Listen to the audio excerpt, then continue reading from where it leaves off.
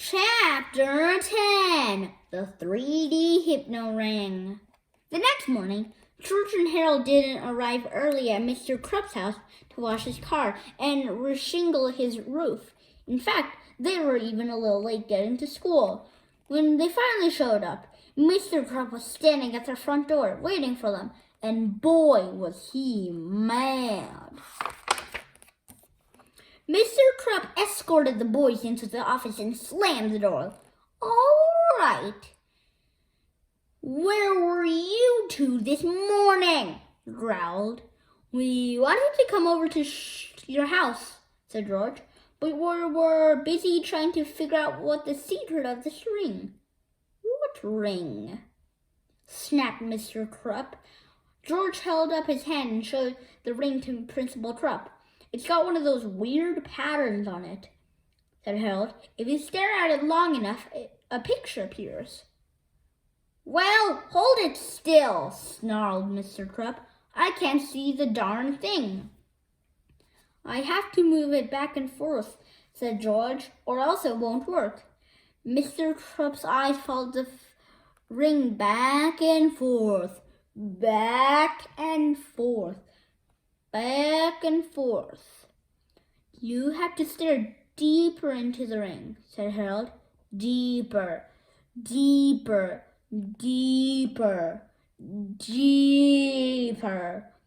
You are getting very sleepy, very sleepy." Mr. Krupp's eyelids began to droop. "I'm so sleepy," he mumbled. After a few minutes, Mr. Krupp's eyes were closed tight, and he began to snore.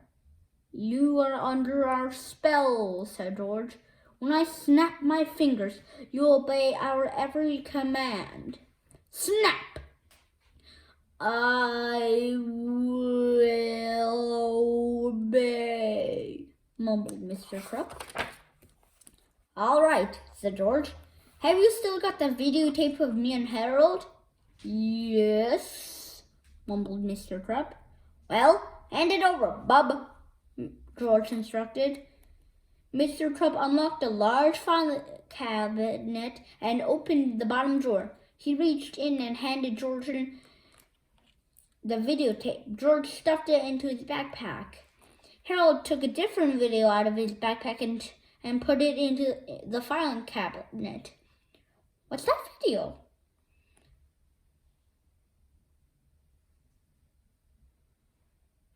asked George. "It's one of my little sister's old Boomer and the Purple Dragon sing-along videos." "Nice touch," said George. Chapter 11, Fun with Hypnosis. When Harold bent down to close the file cabinet, he took a quick look inside. "Whoa!" he cried. "Look at all the stuff in here!" The file cabinet was filled with everything Mr. Krupp had ever taken away from the boys over the years. There were slingshots, whoopee cushions, skateboards, fake dotty doo-doo, you name it. It was in there. "Look at this!" cried George. "A big stack of Captain Underpants comics." "He's got every issue," said Harold. For hours, the two boys sat on the floor, laughing and reading their comics. Finally, George looked up at the clock. "Yikes," he said. "It's almost lunchtime. We better clean up this mess and get to class." The two boys looked up at their principal, who had been standing behind them in a trance all morning. "Gee, I almost forgot about Mr. Krupp," said Harold. "What shall we do with him?" "Do you want to have some fun?" asked George. "Why not?" said Harold. "I haven't had any fun in the last 4 to 6 weeks." "Cool," said George. He walked up to Mr. Krupp and snapped his fingers. Snap! "You are a chicken!" Suddenly, Mr. Krupp leaped onto his desk and flapped his arms. "Click, cluck, cluck, cluck, cluck, cluck," he cried, kicking his papers off the desk behind him and pecking at his pen and pencil set. George and Harold howled with laughter. Let me try. You are a monkey." You gotta snap your fingers, said George. Oh yeah, said Harold. Snap! You are a monkey! Suddenly, Mr. Trump sprang off his desk and began swirling from the fluorescent light fixtures. Ooh, ooh, ooh, ooh, ooh! He shrieked, leaping from one side of the room to the other. George and Harold laughed so hard they almost cried. My turn, said George. Let's see. What should we turn into next? I know, Harold said, holding up a Captain Underpants comic. Let's turn him into Captain Underpants. Good idea, said George. Snap! You are now the greatest superhero of all time, the amazing Captain Underpants! From his office window, Mr. Trump tore down the red curtain from his office window and tied it around his neck. Then he took off his shoes, socks, shirt, pants, and his awful toupee. Tra-la-la, he sang. Mr. Trump stood before them, looking quite triumphant. With his cape blowing in the breeze of the open window, George and Harold were dumbfounded. You know, said George, he kind of looks like Captain Underpants. Yeah, said Harold.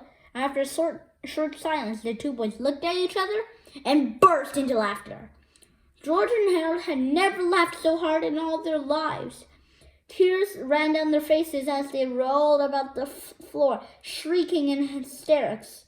After a while, George pulled himself up from the floor for another look. Hey, George cried. Where'd he go? Chapter 12.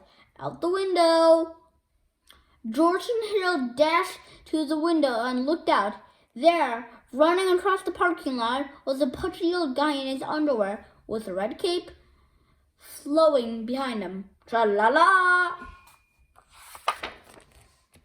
Mr. Crop, come back! Shouted Harold.